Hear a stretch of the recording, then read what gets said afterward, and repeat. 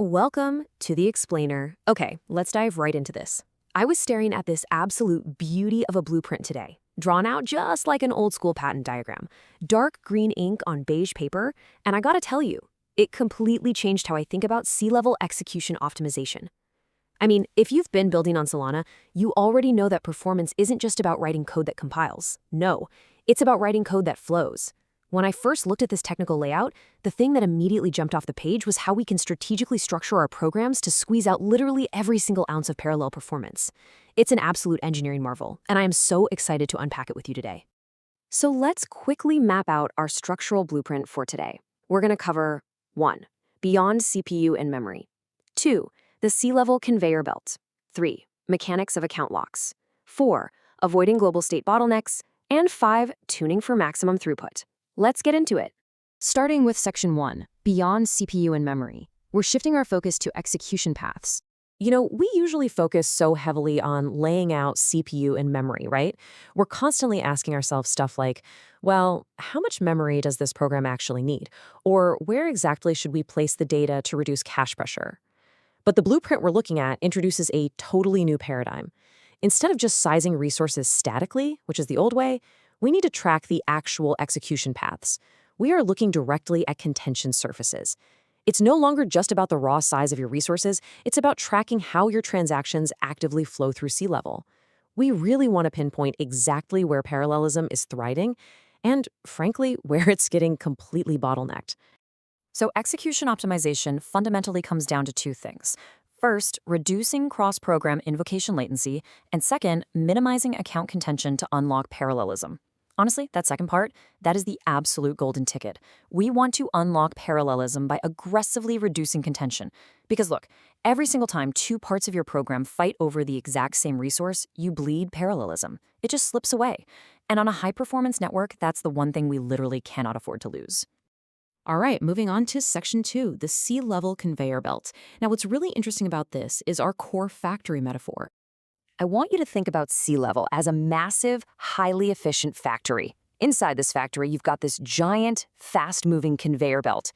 The cardboard boxes arriving on this belt, those represent your instructions. Now, as these boxes roll down the line, they have to declare which specific stations or accounts they need to visit. The factory manager, which is our Sealevel scheduler, has to make a rapid, split-second decision for every single box. Are these boxes heading to entirely different stations? If so, great. The manager immediately routes them down parallel lanes, processing them all at once. But what happens if multiple boxes need exclusive access to the exact same station? Well, the manager has to serialize them. One box gets to go, and the rest just have to sit there and wait their turn.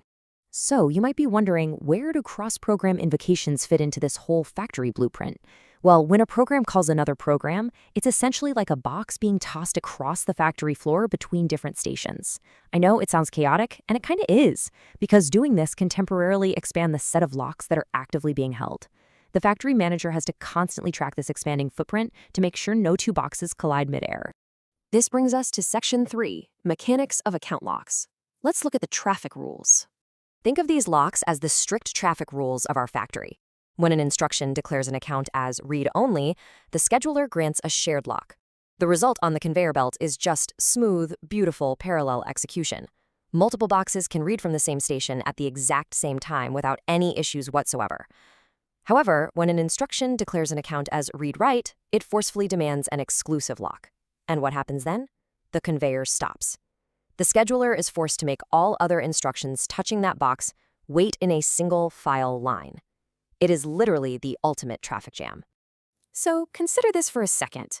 What happens if developers lazily mark every single account as read-write up front?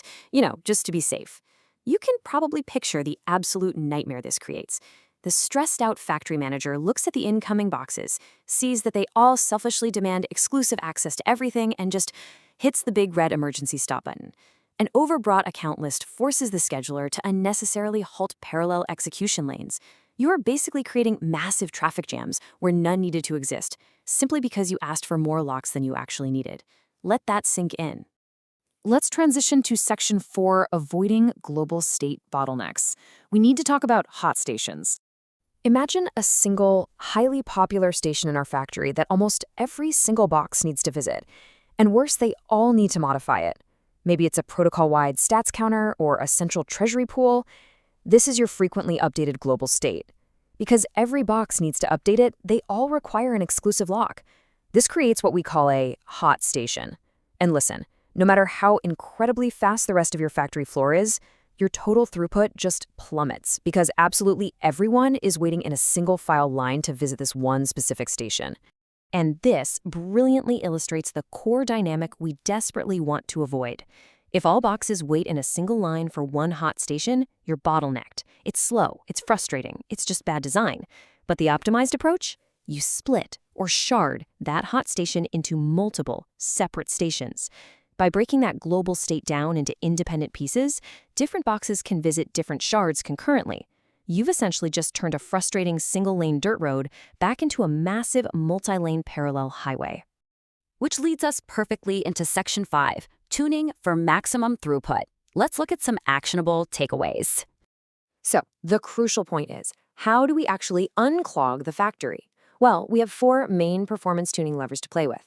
First, instruction packing. Second, instruction ordering. Third, account access modes. And finally, compute budgeting. Let's zoom in on packing for a moment, because here is a massive insider tip. If you intentionally pack small, independent instructions that touch entirely disjoint accounts or ones that only need read-only access, you are handing the scheduler an absolute gift. You're giving it a neat little bundle of boxes that can instantly be routed down parallel lanes without a second thought. But if you pack instructions that fight over the same exclusive station, you are just forcing serialization upon yourself. Don't do it! I want to read this direct quote from the blueprint because it ties everything together perfectly. Planning for throughput means reducing the number of boxes that require that hot station. Actually, let me repeat that. Execution optimization isn't just some magic trick you apply at the end of your build. It fundamentally requires thoughtful architectural planning at the very beginning, during the transaction submission phase. You have to design the factory floor before you turn on the conveyor belt. We've covered a ton of ground today, shifting our entire perspective from static resources to dynamic execution paths. So, I'm going to leave you with this final challenge. Look at your own code. How will you reorganize your program's boxes and stations to keep the Sealevel conveyor belt moving at maximum parallel speed? Find your hot stations, shard them out, check those lock declarations, and unlock that parallelism. Thanks for joining me on this explainer, and I will see you in the next one.